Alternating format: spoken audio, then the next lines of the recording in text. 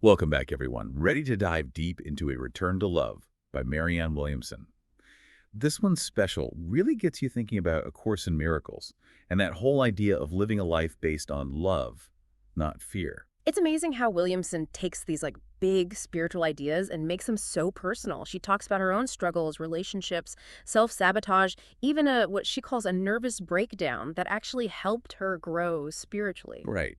And she asks these really thought-provoking questions like, what does studying A Course in Miracles have to do with, say, learning from Picasso? Or how can surrendering actually make you more powerful? Yeah, it's not just about thinking about it. Williamson really brings these concepts down to earth, makes them relevant to our everyday lives. Absolutely. So let's start with the core idea here, love versus fear. Williamson believes that at our core, we're all born with love, but then the world kind of teaches us fear along the way, so it becomes this process of unlearning that fear and rediscovering the love that's already inside us. It's a powerful contrast she draws. Love is described as kindness, compassion, joy. It's like the essence of a truly vibrant life. Fear, on the other hand, that shows up as anger, disease, even violence.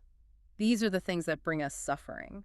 She has this pretty intense analogy to really drive home the point about the battle between self-love and self-hatred. Imagine this, a sweet, innocent child being repeatedly stabbed. Whoa, that's a powerful image. It is. It's disturbing for sure. But it really gets you thinking about how powerfully we can turn against ourselves when fear takes over. That's where the ego comes in, right? Williamson talks about it as this separate, fearful self that's constantly trying to sabotage our connection to love. Yeah, and she has some pretty wild stories about how sneaky the ego can be. It can mess up relationships, cause us to self-sabotage at work. It really made me realize just how manipulative the ego is. It whispers doubts and fears, makes us feel inadequate and disconnected from others. Exactly. That illusion of separateness is what the ego feeds on. It keeps us stuck in the cycle of fear, judgment, and ultimately unhappiness. But there is hope. Williamson introduces this concept of miracles as a way to break free from this fear-based ego. And we're not talking about like parting the seas or anything like that. Right. It's more about shifting your perspective, moving away from fear and toward love. It's not always about changing what's happening around you, but changing how you experience it on the inside. I love the example she uses about being stood up on a date. Instead of getting angry, she asked for a miracle.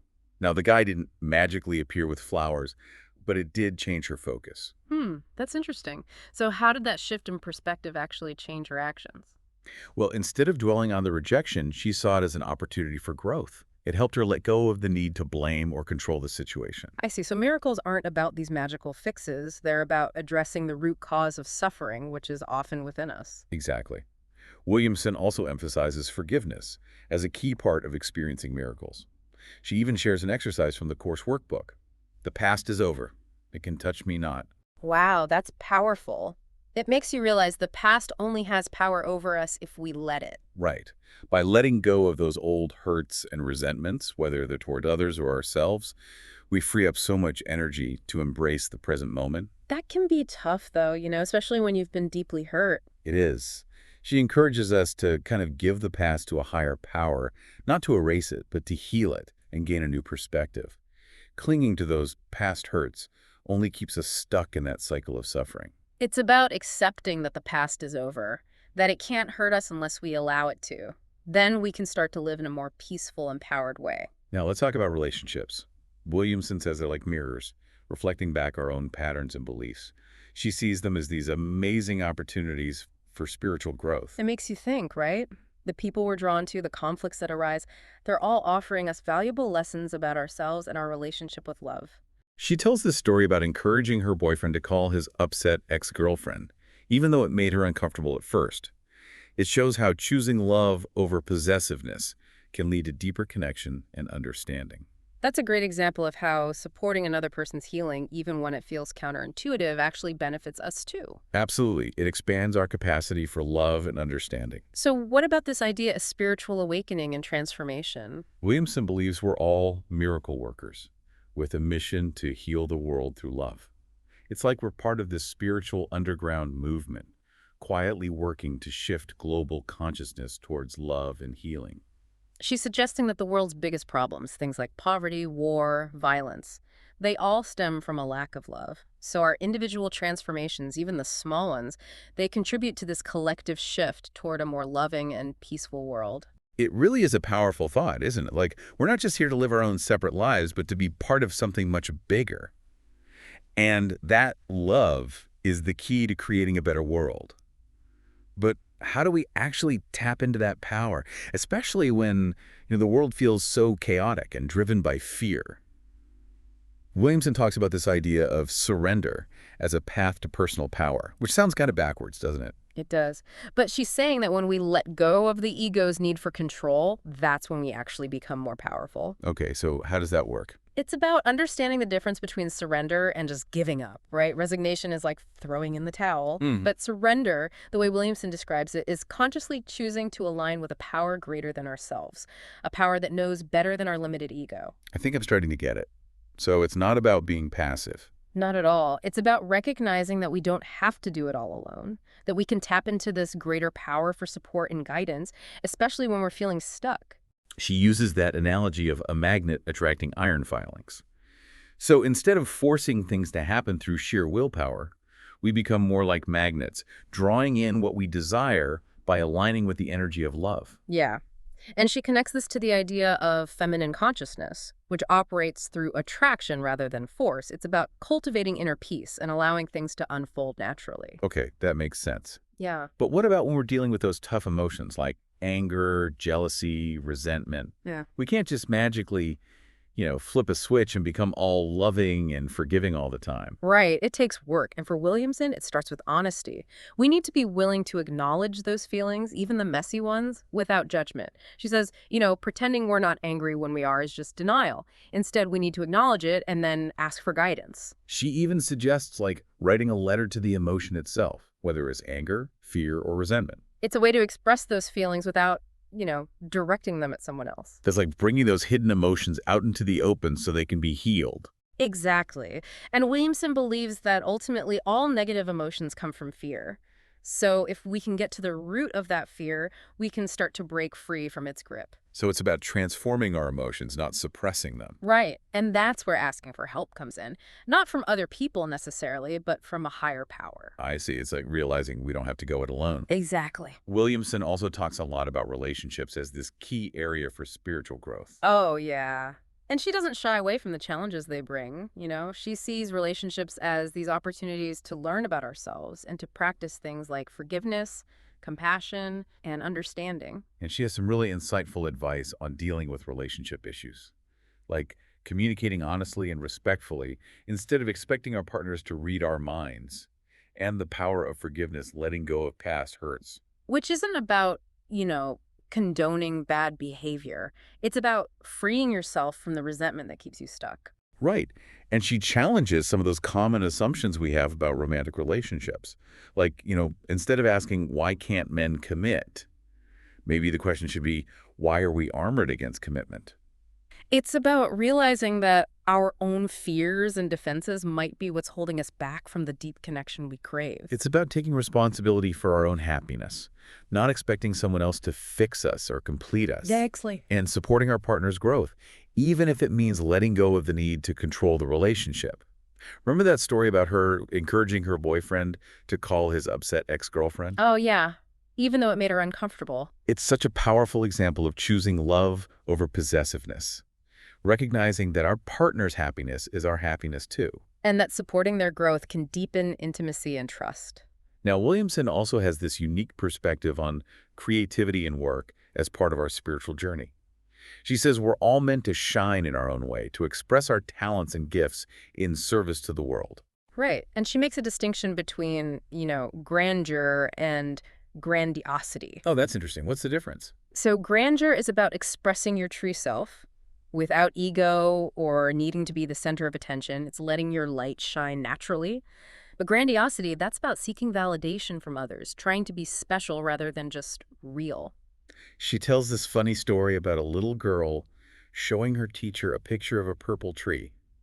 And the teacher's like, "Sweetheart, there's no such thing as a purple tree." And the girl just says, "Well, that's too bad." I love It reminds us that we don't have to conform to other people's expectations, you know? We can express our own unique perspective, even if it's a little different. And that we don't have to take ourselves too seriously.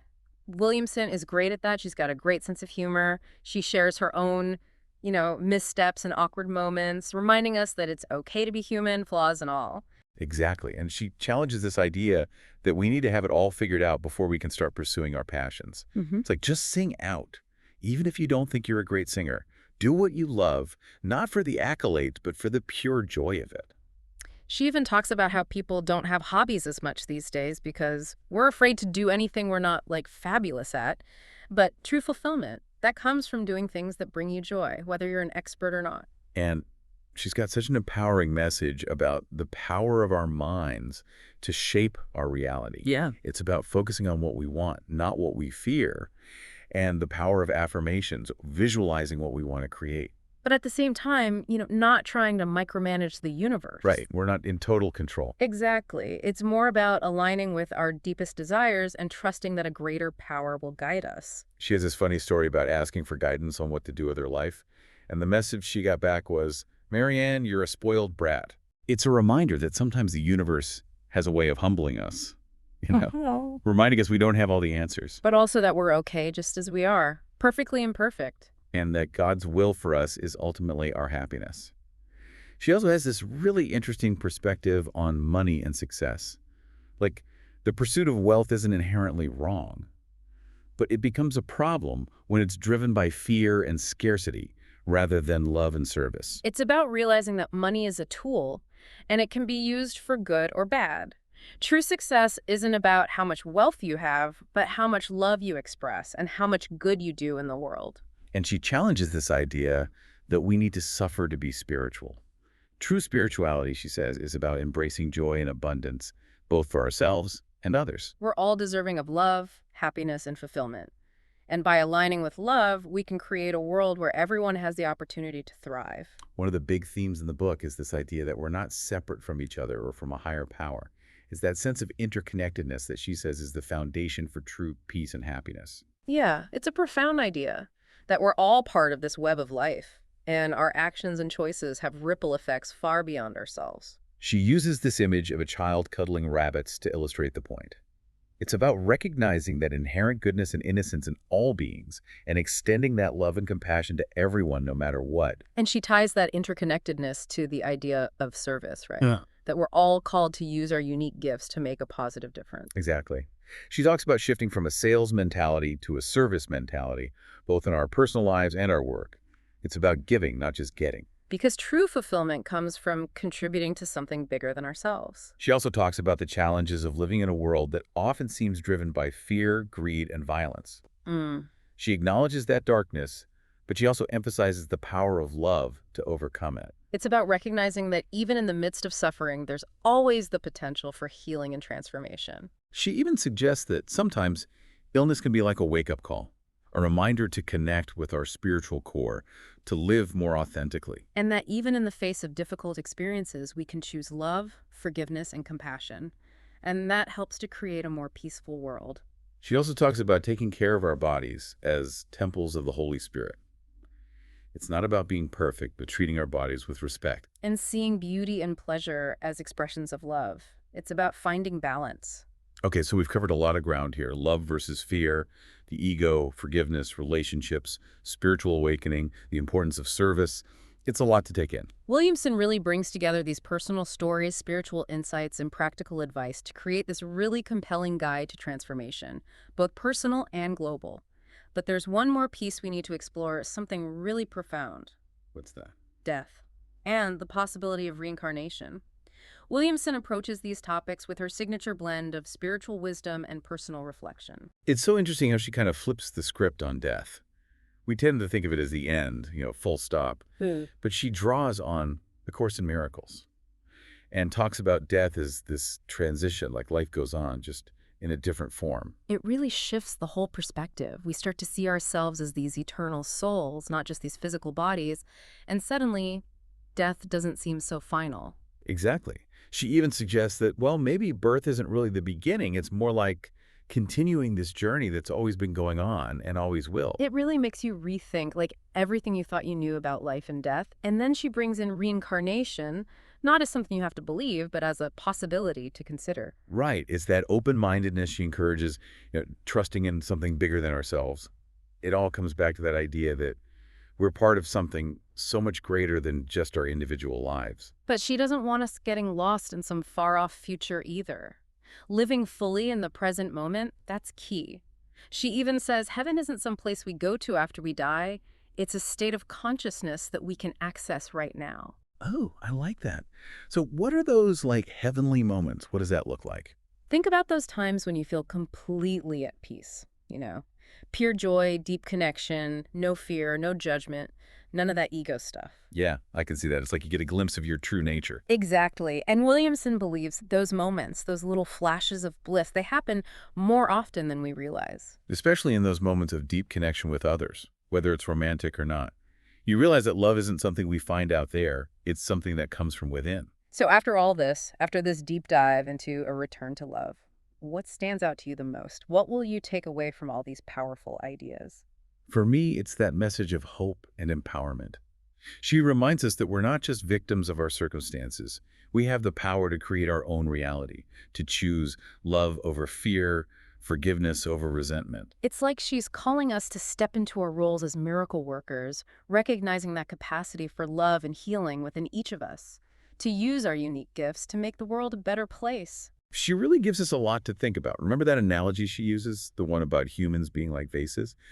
She asks, if God's power is constantly pouring into us, how can we become those sturdy, open vessels that can hold that energy, without shattering under the pressure? It's a beautiful image. It makes you think about how we can open ourselves up to receive that love, and then how we can share it with the world around us. It's a challenge, for Yeah. sure, but it's a challenge worth taking on.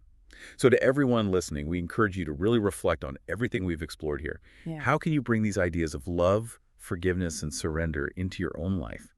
How can you become a more conscious, compassionate person and help create a world where love truly does heal? It's your journey to create. And like Williamson says, the possibilities are limitless.